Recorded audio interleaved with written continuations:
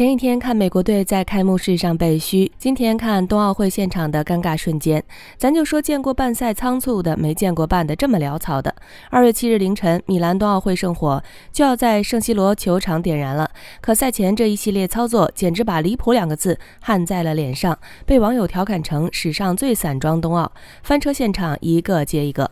大家好，歡迎來到星球熱點，國家大事從不缺席，輿論場中抽絲剝繭，聚焦獨家中國資訊。點讚、訂閱加小鈴鐺，帶你用不一樣的視角讀懂中國故事。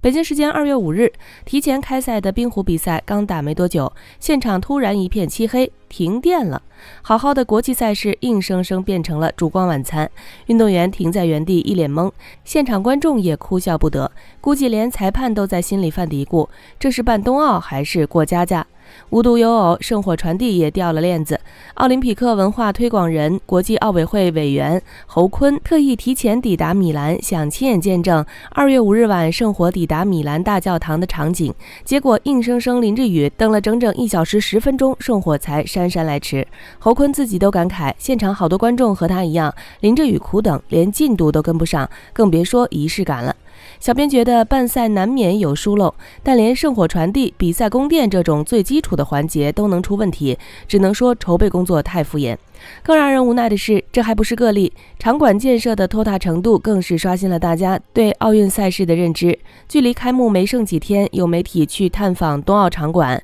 發現名為聖茱莉亞體育館的冰球館周圍還在緊鑼密鼓的趕工，工地一片狼藉，完全看不出即將舉辦國際賽事的樣子。除此之外，部分滑雪賽場的纜車調試也頻頻出現紕漏，試運營時好幾次中途停擺，讓人忍不住擔心，正式比賽時會不會出更大的安全問題？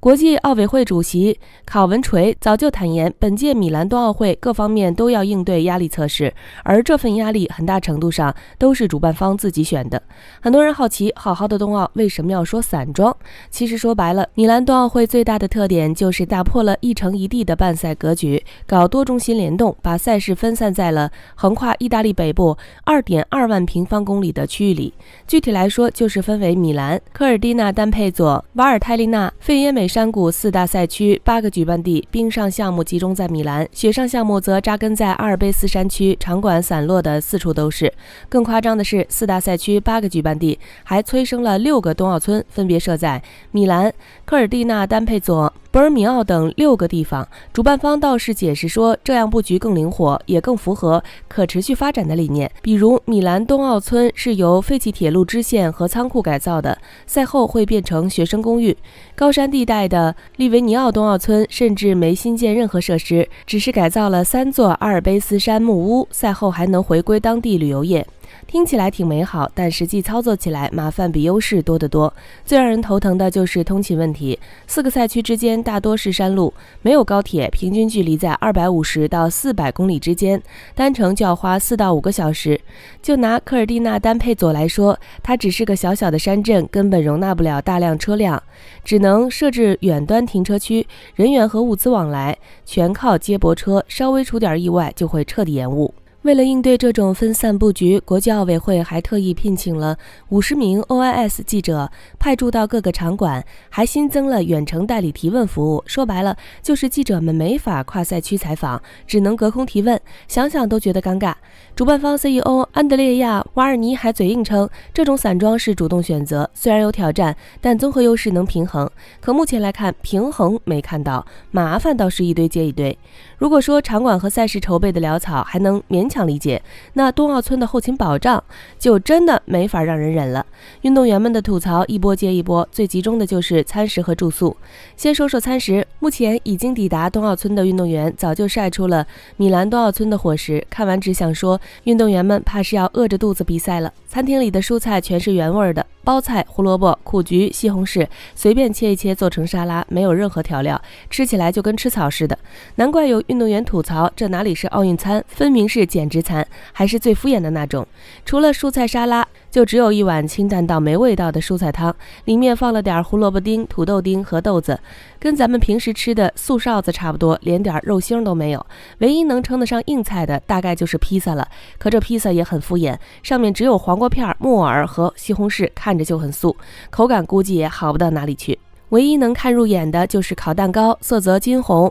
還淋了奶油，看着倒是有食欲，但總不能讓運動員靠吃蛋糕補充體力吧。主辦方說後續會增加意大利面、意大利烤肉等當地特色菜品，但目前來看，菜品種類少，口味单一，根本滿足不了運動員高強度訓練和比賽的營養需求。要知道，運動員的飲食直接關係到競技狀態，連飯都吃不好，還怎麼在賽場上發揮出最佳水平？比餐食更離譜的是住宿的保暖問題。2月5日晚，中國跳台滑雪運動員董彬在社交平台分享，米蘭冬奧村只給提供了一層薄薄的被子。當時米蘭室外氣溫低至7攝氏度，室內供暖也不足，溫度只有10攝氏度左右，冷得根本睡不着。沒辦法，他只能把4層床單疊在一起，再蓋上自己的運動大衣，勉強御寒。小編覺得這就不是敷衍能解釋的了，而是根本沒把運動員的基本需求放在心上。冬奧會本身就是冬季賽事，保暖是最基礎的保障。運動員白天高強度訓練，晚上需要好好休息恢復體能。可在這麼冷的環境裡，連覺都睡不好，體能怎麼恢復？而且低溫環境還可能導致肌肉僵硬，增加受傷的風險，這可不是小事兒。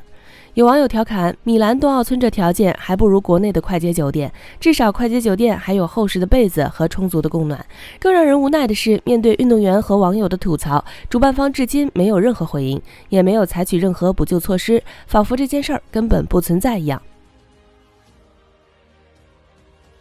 看着米蘭冬奧會的各種翻車現場，相信很多人都會不自覺地想起2022年的北京冬奧會。同樣是國際頂級賽事，兩者的差距簡直天差地別，尤其是在基建、冬奧村保障等方面，相比之下更能看出北京冬奧會的用心和實力。先說說基建，北京冬奧會雖然也有北京張家口2個賽區，但交通銜接極其順暢。京張高鐵直達賽場，從北京到張家口最快只要47分鐘，根本不用像米蘭那樣花4-5個小時通勤。而且北京冬奧會的39個場館、12個競賽場館、3個訓練場館、24個非競賽場館全部提前完工，沒有出現任何趕工、調試紕漏的情況。國際單項體育組織關場踏勘後也給予了高度評價。更值得一提的是，北京冬奧會大量復用2008年夏奧場館，水立方變身冰立方，鳥巢再度承擔開閉幕式重任，僅場館復用一項就節省了巨額投入，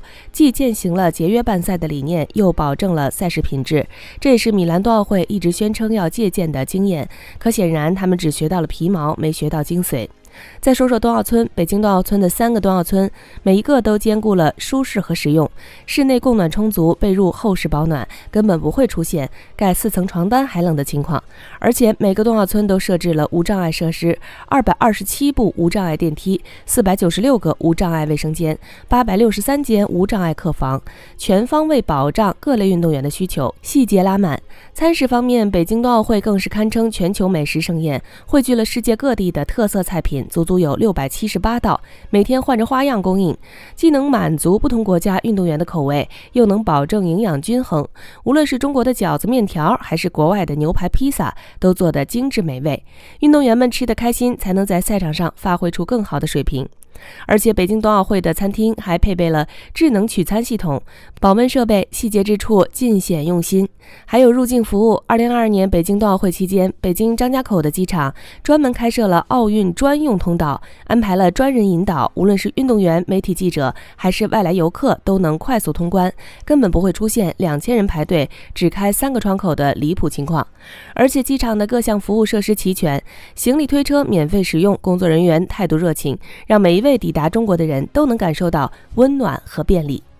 小編覺得米蘭奧運會的散裝或許是一次新的嘗試，但嘗試不等於敷衍，創新也不等於疏漏。一場成功的奧運賽事從來都不是靠口號和形式，而是靠實打實的籌備和服務。目前米蘭冬奧會已經正式開賽，希望主辦方能夠及時整改，彌補不足。不要再出現更多翻車場面，也希望中國運動員能夠克服困難，在賽場上發揮出自己的最佳水平。好了，今天的內容到這裡就要結束了。如果你喜歡小編的影片，還請大家多多點讚轉發，讓更多的人一起見證中國進步。關注我的頻道，這樣既能回顧往期視頻，又不會錯過之後的精彩內容。那我們下期節目不見不散。